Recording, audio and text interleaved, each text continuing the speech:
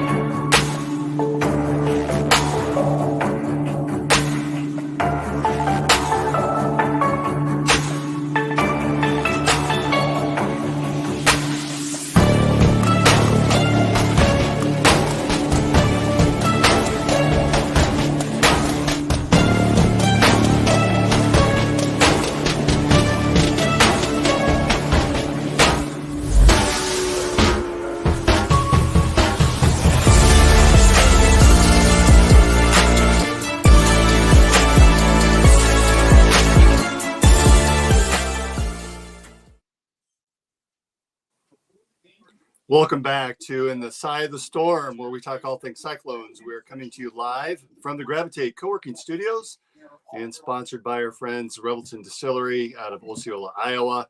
I'm Dave Larson here with my Cyclone Storm team partner, Marcus Pfizer, and we hope that our other partner, Brent Curvey, will join us. It's been a discombobulated evening with a lot of fun, interesting football games on. Marcus, how are you? Game. I'm doing well, Dave. How about yourself?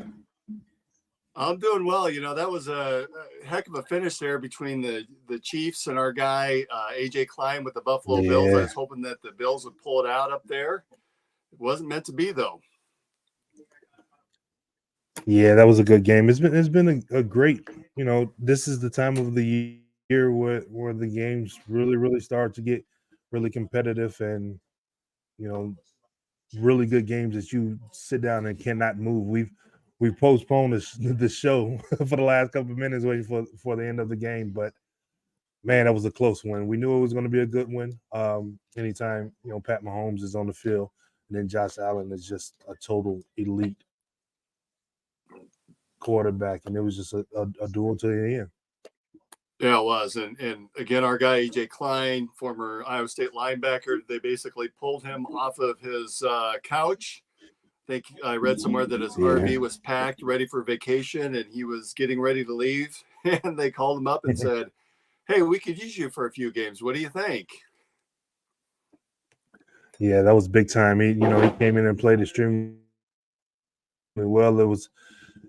I'm sure it was a lot of fun to be able to relive that moment of the playoffs and things like that again. But damn, it was so close. I mean, you know, that wide right is going to haunt them again, you know, in the history. Yeah. But man, that was a good game. It was a game that I definitely enjoyed watching from the start to the finish. And I haven't seen AJ's numbers for this game, but last weekend in the super wild card weekend, I think he had somewhere around 11 tackles.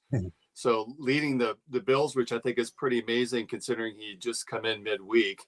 I don't remember wild card weekend being called super wild card weekend. To me, it's always going to be wild card weekend. We didn't call this the super divisional round. But nonetheless, I thought this weekend had a better set of games than last weekend. Yeah, that first, well, I guess, you know, the Cowboys fan will argue against that, but hey, be gentle. You know, I know you a Cowboys fan, but you know, the first week is, you know, a lot of crazy things can happen. Did I disconnect? No, you're on. You sound great. And of course, your Detroit Lions. You know, the first week a lot of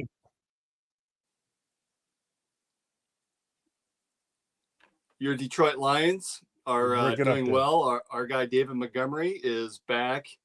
Last weekend, he rushed for a touchdown, and this weekend, Lions pulled out the victory. They are now one win away from the Super Bowl. Any thoughts on that? If the Lions go, do you see yourself going up to that game up in Vegas? Oh, I mean, if that's something I will absolutely try to do. I can't promise it, but man, that will be a big game to be able to get to for sure. You know, they're probably already selling tickets or trying to. So Yeah, I would agree. that'd be a So, tough game to probably get to. well, and we've got a couple of Cyclones that are still in the game. So, Dave Montgomery, of course, for the Lions, facing off against his former teammate Brock Purdy. They played last night. Purdy's numbers weren't all that spectacular, but I tell you what, on that last drive, I think he went like 5 for 6, 6 for 7, something like that. Had a key run um, up until I think he rushed to about the 20-yard line or so. And he popped back up with that chest out. And I saw him like, that's our Brock Purdy. He's back. You know, he's on it. He's zoned in. And sure enough, 49ers ended up scoring and pulling out the victory. Yeah, I mean, he gets a lot of flack, right now, but you still got to understand he still is a young quarterback in this league and he's learning. I mean, the team is good and that's a lot of responsibility to lead, to get this far in the playoffs and to continue to play well. You can have up and down games, but I'm sure he's glad that he got the W than throwing for 400 or 500 yards and getting the L. So that's the most important thing. That last drive is what's the most important for him. They were able to advance, and we'll see him next week. Well, and he's in such a key position. Obviously, quarterback of any NFL team, you're the guy with all the cameras on you. What's that like being a young player in any league, in any type of role, and really being seen as that leader? You were faced that coming in as a lottery pick with the Bulls.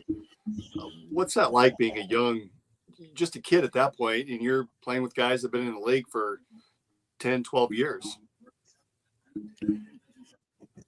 Well, it's definitely a change. Just trying to carve your own identity. For me, it's a little different than what Brock is going up against because that would be like equivalent to being the point guard of the team.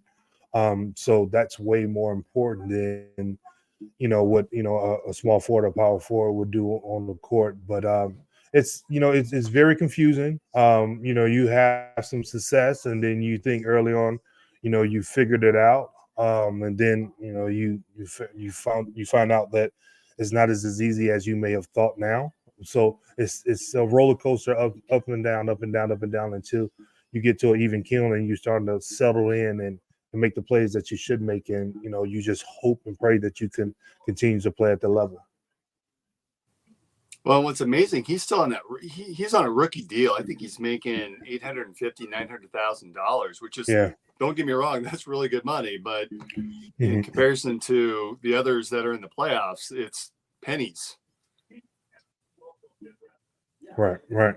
I mean, it is. We're not going to say the 49ers did him any favors by drafting him. It's just not signing him as a undrafted free agent. But he was able to come in and get drafted, compete against some good quarterbacks that we felt at the time, and was able to win that spot. And so,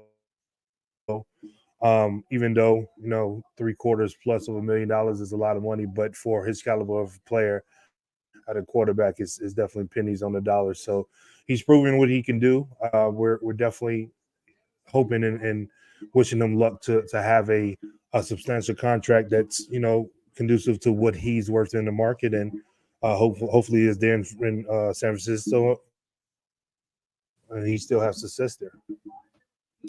So next Sunday evening is the big game then between the Lions and the 49ers on the AFC side. We still have Charlie Kolar, who is the tight end for the Ravens. He actually had a catch last night in their victory, 34-10. It looks like we could have a couple of Cyclones playing in the Super Bowl if that plays out, where the Ravens defeat the Chiefs. Any predictions on, or any guesses on who you think will win between those four teams? Again, in the AFC, we've got the Ravens now and the Chiefs, and the 49ers and Lions. Well, I think the Lions are playing extremely well. Even though they got to go on the road, I think Jared Goff has this focuses right now that a lot of people didn't see early on. A lot of people knew that he had, but he had some rough times in his career, and they moved him to Detroit. They moved Stafford out to LA. Stafford had an instant success, going out to LA. So a lot of people wrote him off. So, he was able to settle down and get the focusness back, and he's playing absolutely phenomenal football. Excuse me, playing phenomenal football. And so I think the way he's rolling is going to be a dogfight. Um, it just depends on how things turns out to what the defense in San Francisco can do against him. That's kind of hard up in the air to go for one of the two, because we got Montgomery and we got Brock going against each other. So that's going to be a tough one. That's one of those neutral things where you just got to sit and watch and hope for a great fireworks. And then the Ravens game is going to be a nice one too. It's definitely going to be a duel. I think Baltimore may come out with this one. You can never really go against Pat Mahomes, because once he gets into the playoffs, he does the weirdest, things to pull out a win like he showed tonight. But I think Lamar Jackson is on one of those projections as well, to where, he's really focused on getting that trophy. He's not really caring about the MVP, anything like that. He's gotten everything else that he wanted, and he wants that Super Bowl trophy. So getting there is definitely something that he's focused on. So I think the Ravens are going to pull that one out. Well, and I was able to watch part of that game yesterday myself. We went to the Iowa Wolves game downtown, and Cyclone great Gabe Kalsher was playing for the Capital City team against the Wolves. So that was fun to watch, and had my eyes kind of split between what was going on in the court and what was going on TV. Since our last show, back to the college game, transfer portal news. Deshaun Hanukkah, tight end, did not play last year. He got involved in all of the online betting scheme, and he's decided to transfer to University of Kansas, which Brent Curvey knows a little bit about Kansas now. And then Darrell Simmons, who was the offensive lineman, has decided to join him in Kansas. Also, oh wow, we had some scares last week though too, where Matt Campbell was rumored to at least be having some discussions with Washington Huskies. A little bit of a concern there. And do you have any thoughts on some of those rumors that we heard coming out of Washington? Well, we definitely feel like he's that type of coach for a program like that. But we also, love what he's done for Iowa State, and mostly we'll recommend for him to stay, or want for him to stay with us and continue to lead us to, great victories and things of that nature. But, I really don't get into too much of the rumors, because you never know, where they're coming from, who's, starting the rumors, who's trolling, who's just trying to drum up something. So until everything gets, signed and then final, then I really don't pay much attention to it. Like I said, other than the fact of just hoping, he remains with us. I was a little bit surprised to learn that he had a look at that job a couple of years ago. That took me a little bit by surprise. And, you were faced with similar situations during your tenure at Iowa State on the basketball side with Coach Floyd, and constantly being looked at as a opportunity to jump to the NBA. As players, is that something you openly talked about, or were you aware of it? I know the social media things have changed quite a bit since then. Yeah. Social media has really amped up all of that to where, kids in high school are really, really talking about it more.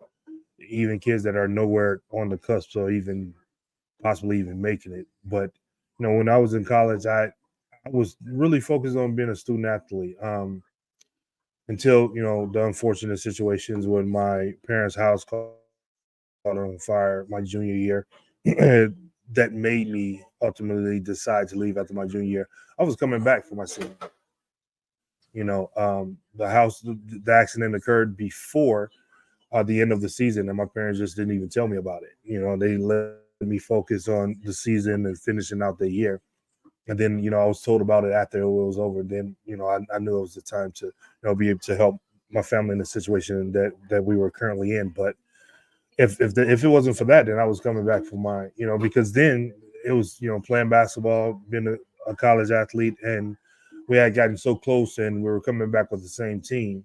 I wanted to win the national championship, and that was, still something that's, a sore thorn in my side, and I definitely was thinking about coming back for sure my senior to complete that task. So, but now it's just so much crazier than you ever, like, you almost have to focus the kids on playing basketball and getting better at their craft, and not thinking about, because you never know what can happen. Twisted ankle, torn ACL, broken elbow, whatever could occur in between that time. So for me, I just, focused on playing basketball and being a student. So no reading the Big Peach. There's no activity there where players, you guys on a long road trip, were talking about Coach Floyd and some of those rumors at the time. No, because it's back then, and of course we're aging ourselves, but that back then there was a lot of newspapers, and so you get into the newspaper, or you might grab a newspaper and it may have the sports section taken out of it, and it's not. I mean, like now, you can get an alert on the phone, and it's going to tell you exactly what's going on, what somebody said. So if you just avoided the newspaper and just focused on, we knew, we were seeing Jerry Krause a lot in the stands and things like that doing some games. Really? But yeah, but you just never know what one way or the other. He could have been there looking at players or whatever. I mean, ultimately, the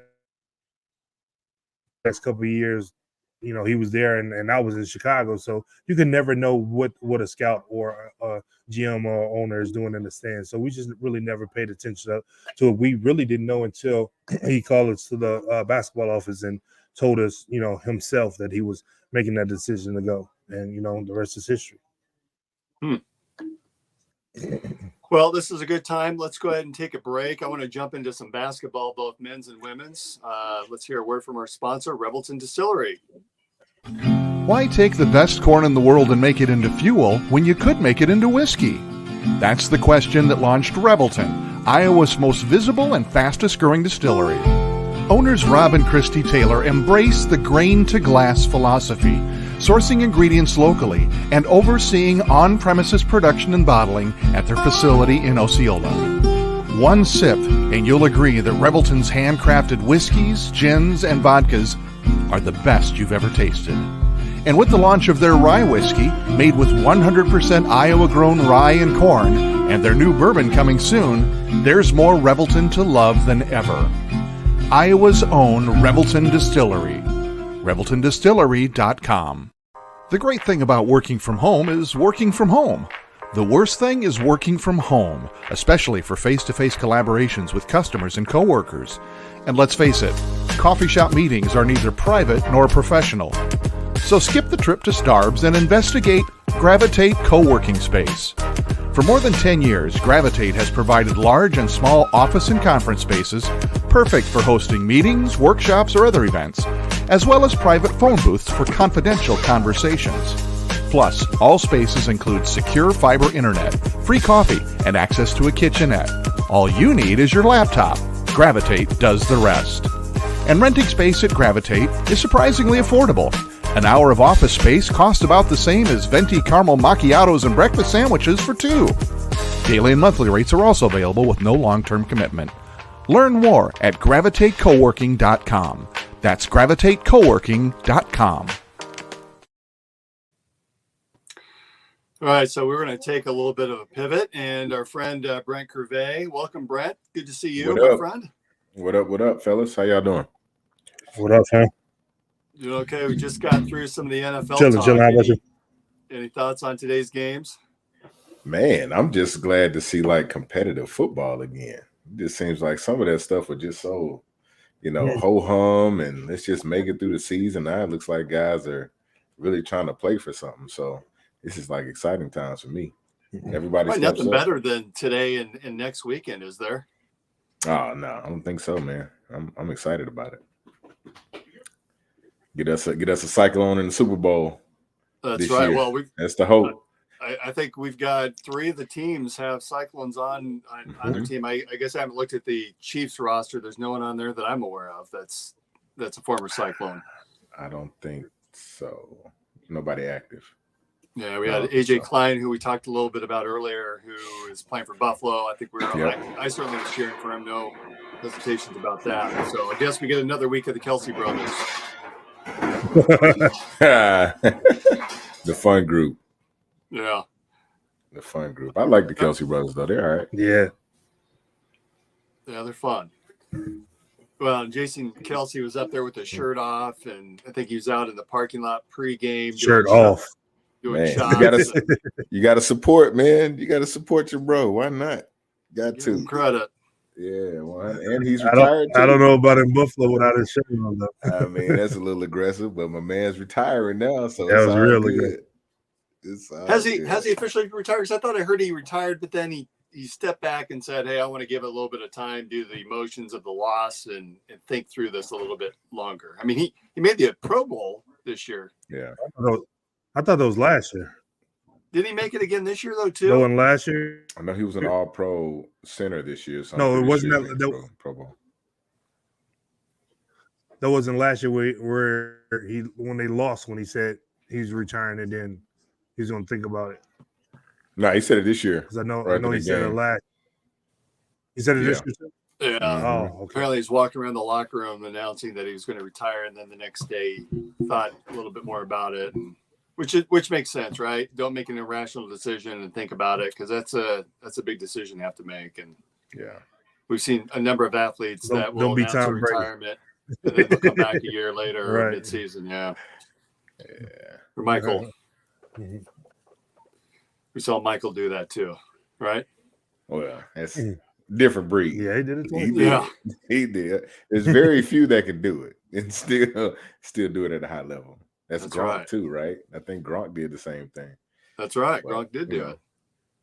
Yeah. There's very few guys that can do it. But all right, so we're going to make a shift over to a little bit of basketball news. And since our last episode, Cyclones had a heartbreaker, lost to Oklahoma, and then came back and beat Houston. Number 2, Houston. Milan Momcilovic. I'm going to say that. I've had too much of this tonight. But Momcilovic had that fadeaway shot that went in. That was just sweet. And then he turned around this last game and had 2 or 3 of those. So that's become his patented shot there, that fadeaway. But that ended up being the winner. And ironically, that was the game immediately following our episode of, does Iowa State have that guy with a killer instinct that you can get the ball to that will make a tough shot? I think he answered that question for us. Oh yeah, Marcus called it, man. Yeah, like I said, I've coached against that kid since he was in junior high. Junior high going. Oh, did I lose you guys? You're good. Still here.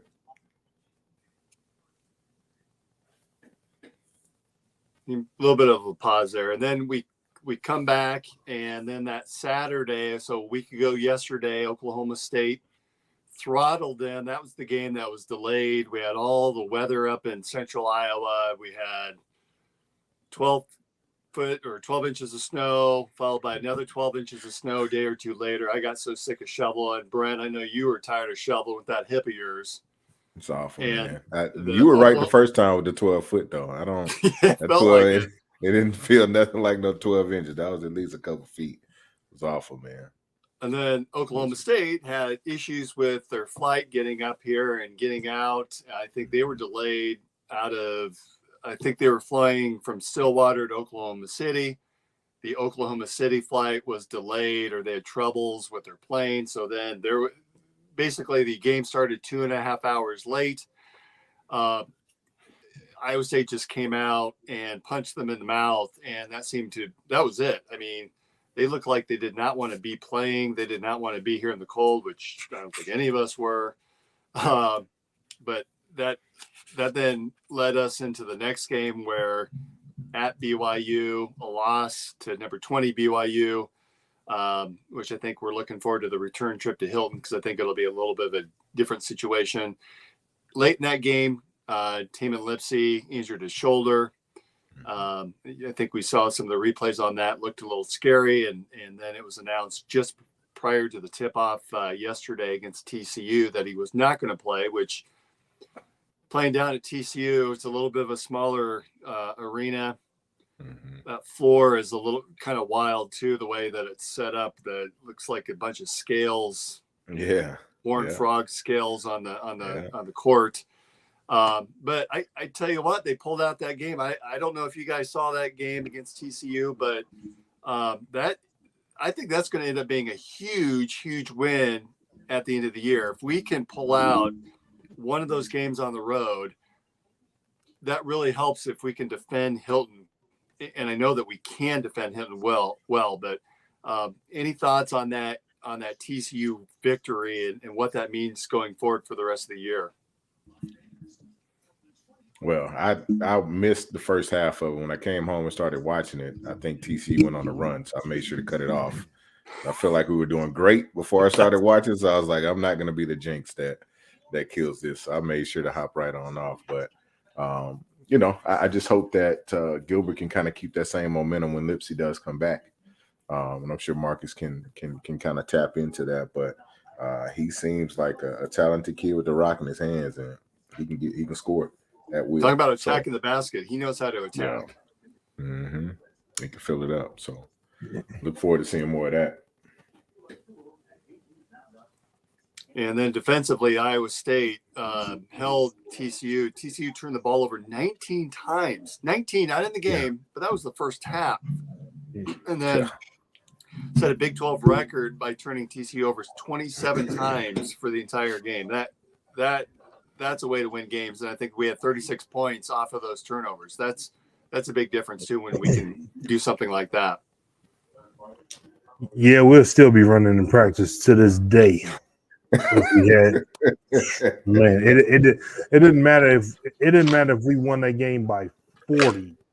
Those 27, we had this breakdown chart that you Stacy had, and you talk about it. It didn't matter what you did that game, how good you think you played. We were concerned about that breakdown chart because at the end of the day, it equates to wins and losses. No matter how good you think you're doing, man, 27.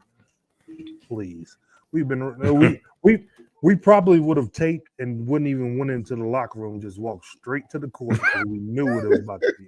So what you Stacey would have said, hey, you need to make sure they turned it over 28 times, not 27. You left some out on the floor.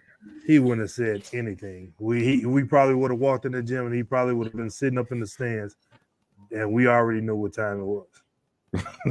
Just on the line, we already knew what time it was because that's way too many times to give the ball to the opponent. And then no. They did that. We turned them over. Right. I'm saying that's way too many times for a team to give the ball to an opponent. Yeah. I'm saying if we would have turned the ball over that many times, man, we would have been running. We still be running to this day.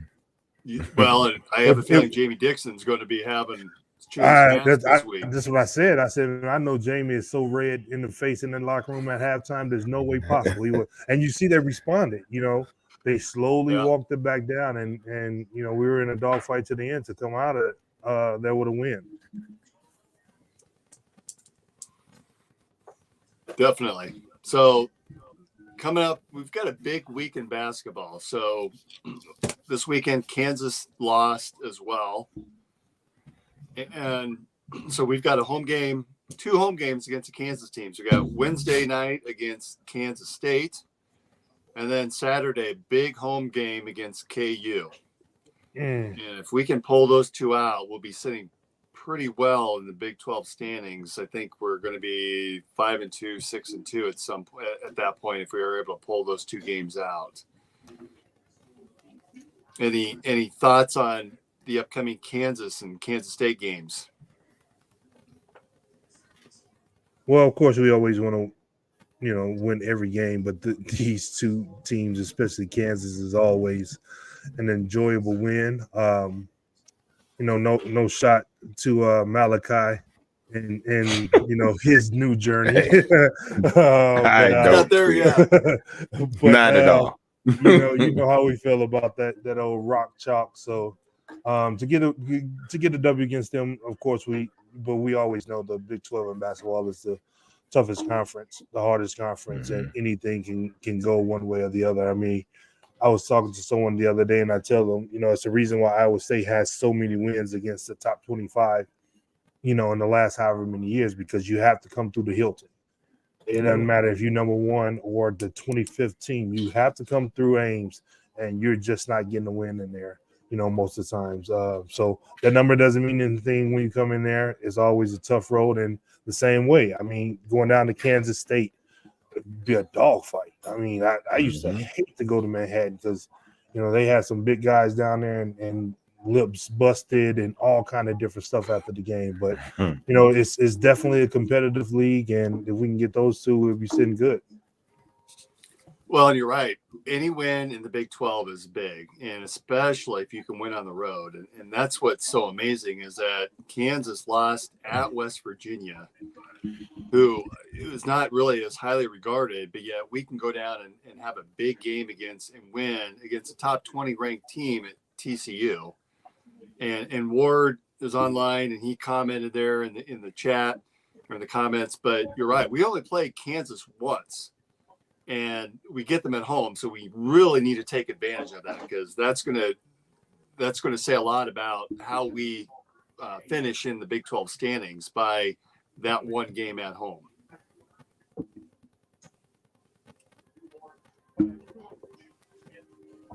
Yeah, definitely. That one game that we have to play against them, hopefully we can get that one at home, and then hopefully it don't see them again until the Big 12 tournament. You have to run into them one way or the other one somewhere down the road. But it's we got the draw of getting them at home first this year, and go from that and just continue to build off of that. Hopefully, Tammy could get healthier and work his way back. The guys are starting to gel and play a lot, more together now. And with the progression of that, you don't want to see any kind of fallback. Well, and it was good, with Taman out, to see a bunch of guys step up. We saw Omaha Baloo get some good quality minutes. Not a lot of volume, but they were important minutes, and he came in and scored a couple buckets that were impactful. Yeah. I found it interesting and I know both of you guys love basketball, but seeing the difference in how TJ brought the players in for this game. So a little bit of a different rotation as a result, which we would assume.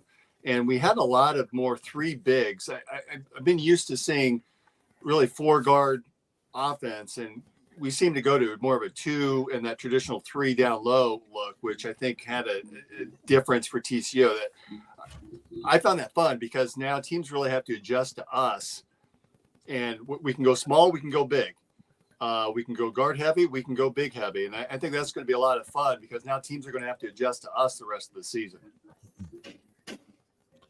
Yeah, you got to use the guys for what they're good at, not just a set rotation, whatever worked for that game. I mean, there were a few games where it was me, Paul Shirley, and Stevie Johnson, or Martine Rancic out on the floor. There was some games where I played the 5 and Kentrell Horton played the 4. With the size that he had, like whatever it is there's going to be. There was a few times we ran him down there on the post and dropped it low. I mean, what you going to do to stop him? It's not about the rotation or whatever. You may play more this game or less that game or whatever, but whatever works at that time, you have to adjust to it. And he did a pretty good job doing that. And we want to see more of it, of course. If for those that maybe aren't familiar with Cantrell Horton, how tall is Cantrell? He wasn't exactly the biggest guy on your team. No, I would say about 6'3", 6'4", but couldn't stop him.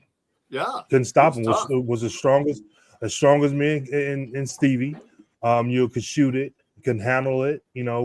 Was tough off the dribble. And again, if you ran him to the post, what was you going to do to stop him down there low on the post. Like he really, and I thank him for coming to our team and helping me be a better player, because man, to have a guard that was that strong, you just didn't see that.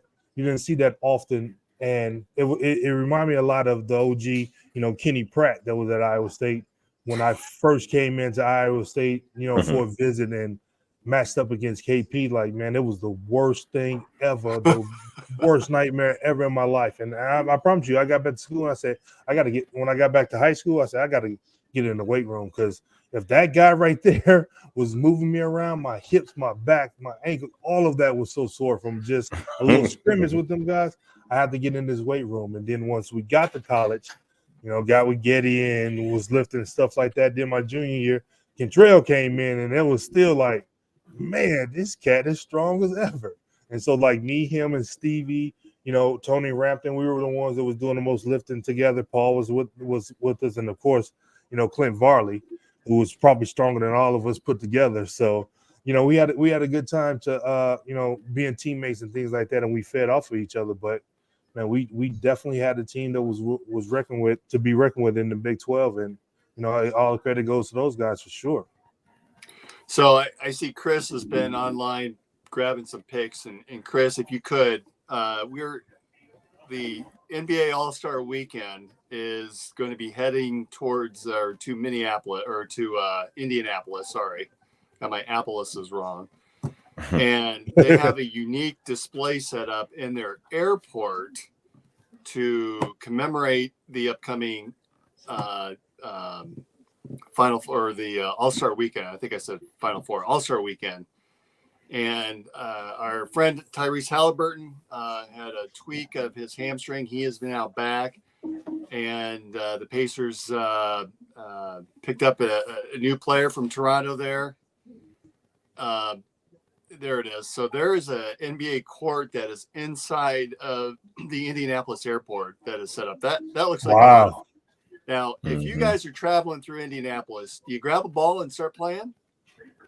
Ooh, I don't know what part of playing are you going to say it is.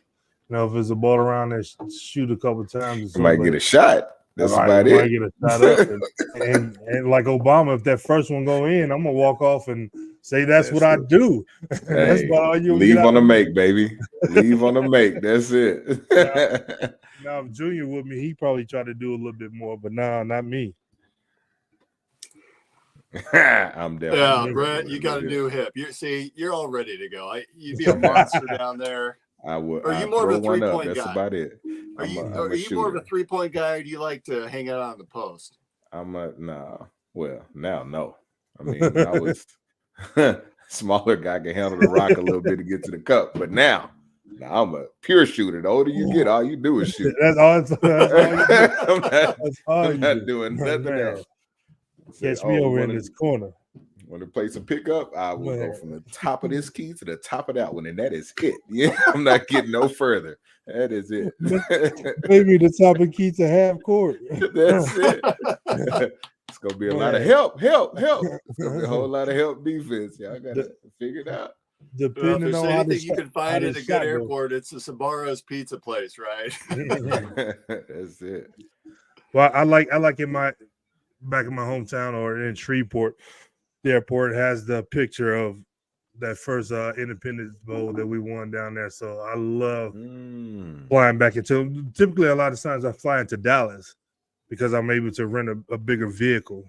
The smaller airport in Shreveport don't have like the bigger vehicles when I'm flying home. So a lot of times I fly into Dallas and I just drive over. But if I fly into Shreveport, I love right before I come around that corner, that picture is there.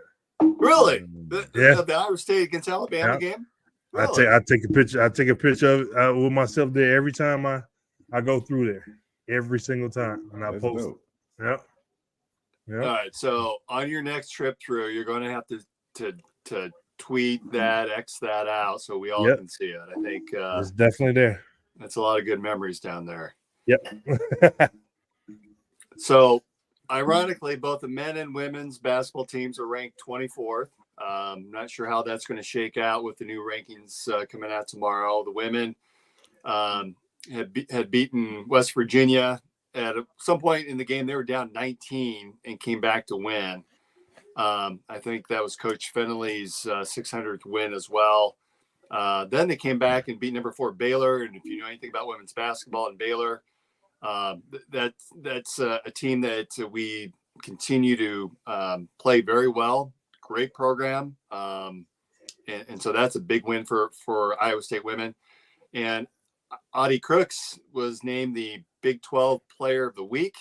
Not only was she freshman, or is she a freshman, but to be a freshman and named Big 12 Player of the Week, I think that's speaks very highly of her.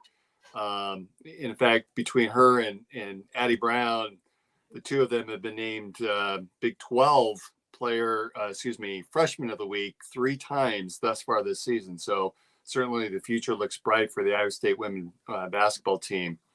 I think Audie is averaging 18 points plus in Big 12 play, and boy, she's been looking really good out on the court. And they have some big games coming up this week. So obviously we talked a little bit about the men playing Wednesday night against Kansas State. The women are playing at Kansas Wednesday night, and then they have a game at West Virginia on Saturday, the same day that the Iowa State men are playing at Hilton against Kansas. So overall, big week of Big 12 basketball coming up.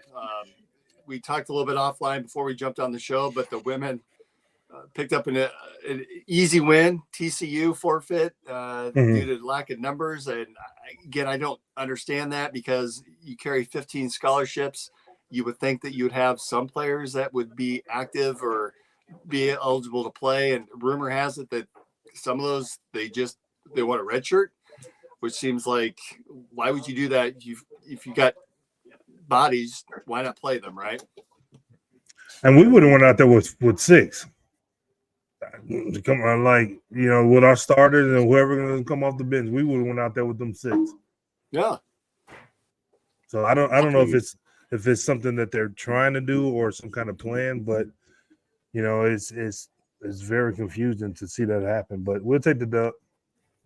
Is that portal is a thing for basketball too, right? Can the girls jump in the portal and do all that? Oh yeah, So yeah, they want a red shirt because they don't want to lose a year. Because a lot of them girls, I guarantee, are gonna hop in the portal.